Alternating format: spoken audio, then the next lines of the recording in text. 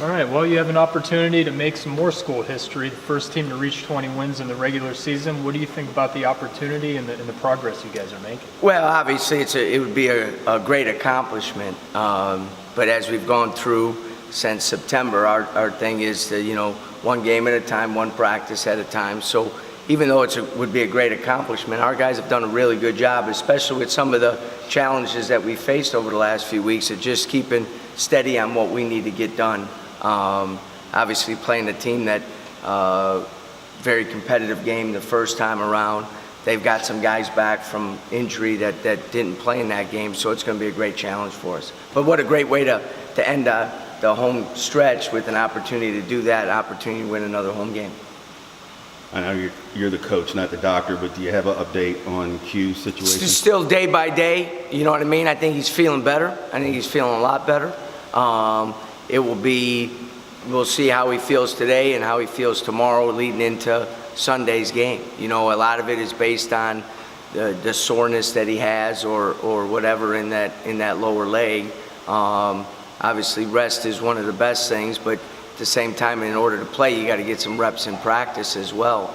Our doctors and Greg, our trainer, are working with him 24 hours a day. So I know he's chomping at the bit to get back, but we got to make sure that everything is good to go before we do that.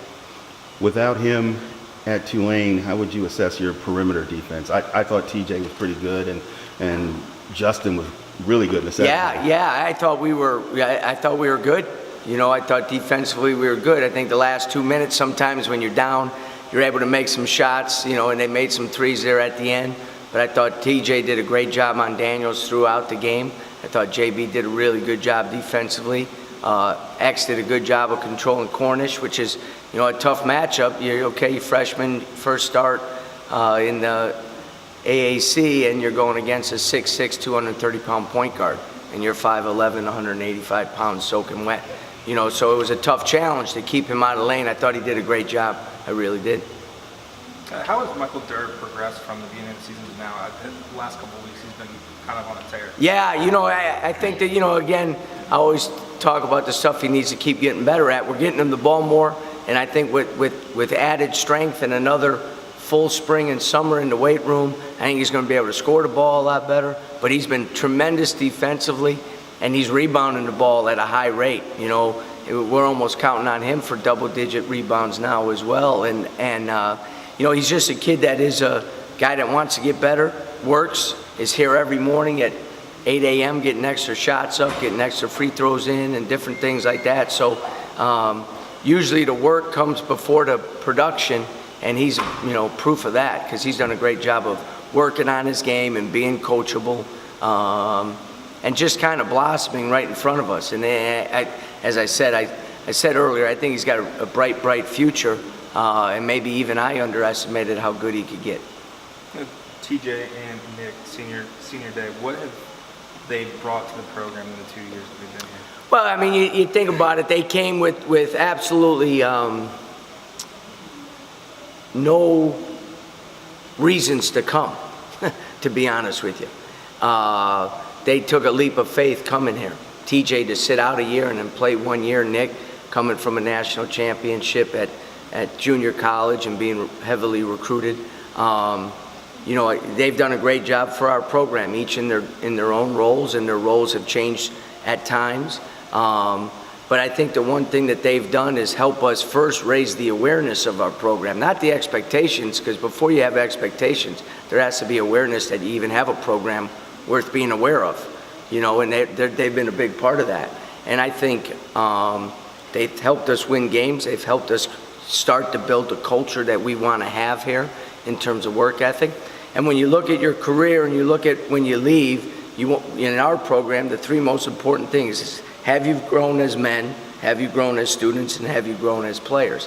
And those two guys have done all three. They're much better players than when they got here, and that's a testimony to them and their work ethic. They both will be able to make money playing when they're done here. Both will graduate in May, which is tremendous for our program and tremendous for them. They'll be able to take a high quality degree and put it in their back pocket and use it when they're ready to use it. And they've grown as men as well. I think they've been a key part of what we're building in terms of the unselfishness that we preach all the time. Culture isn't about words and slogans and logos and different things. It's about the people and their behavior, and those guys have done a great job of that. What kind of advice do you give your seniors so that they can manage the emotions of the day and still stay dialed in for the game? Yeah, you just talk to them about, hey, it's an emotional day. It really is. And for them to understand that, embrace that, and there's nothing wrong with that. To live life the way you're supposed to live it, you better have some emotions. You better cry, you better laugh, you better all those different things. But then when the game comes, to go out there and do what they do. I think TJ in the last game, we wouldn't have won the game without the way he played. And we need him down this stretch run right now. And Nick, when he gets in there, to do the things that he does. He defends well, he rebounds well, he doesn't let his guy get the ball. And if he's open, he's got to be ready to shoot it, because that's the one thing he's really dramatically improved in. So there's going to be emotions. You got to embrace those, and at the same time, use that as a spark a little bit for you. So you have Nick, TJ, Ron, any managers? No senior managers. So, Ronnie's done a great job for us this year as a walk-on. We asked those guys to do a lot, and proud of them, graduating and being able to handle, because you talk about a dramatic life change from being a student here to being a full-time player. It's hard, because they have to do everything our players do. You know what I mean? And he's done a great job. We were really happy to have him. SMU, they've got Jeray Foster back, but they lost Witt, and I think CJ is out in the concussion protocol. Yeah. What are you seeing from them lately? Well, it'll be interesting to see if Witt plays, because he's missed the last 2 games. And with Foster back, the one thing he is another senior, that knows how to play and knows their system, and he's got an unbelievable basketball IQ. They just become a much better team when he's on the court, just because he knows everything. They've obviously played very well last night, kept the game within striking distance the whole time against Houston on the road. They're a team that is so dangerous offensively, because they spread the court, drive you, and they shoot threes. Defensively, they'll throw us different looks. You got to do a great job of guarding the basketball. They out-rebounded us in game 1, so that's going to be a big key as well. And they're trying to, everybody in this going into this weekend is saying the same thing. You try to build some momentum heading into Memphis, and then I think with them, with the seniors that they have on their team and the upperclassmen that they have on their team, this will be a very, very important game. We're going to have to match that intensity. Just a little bit about Jamal McMurray. He had 24 points last night, 69% from the field. What is your plan for dealing with him? Well, he's averaging almost 20 points a game over the last 5 games. You know what I mean? And with Witt out in the last 2 games, he's taken even more shots, even more. He's a great player. He's a great player. He's one of the few guys in the league that is every bit as good using screens and coming off screens as he is just creating his own shot. And he can create his own shot. You got to throw different guys at him. You can't give him anything easy, because once he gets 1 or 2 easy ones, then he starts making tough ones. He's a tough shot maker. He's just got that skill. He had it when he played here. And he's only gotten better. So you can't give him anything easy, and you can never relax on him, because he's so explosive.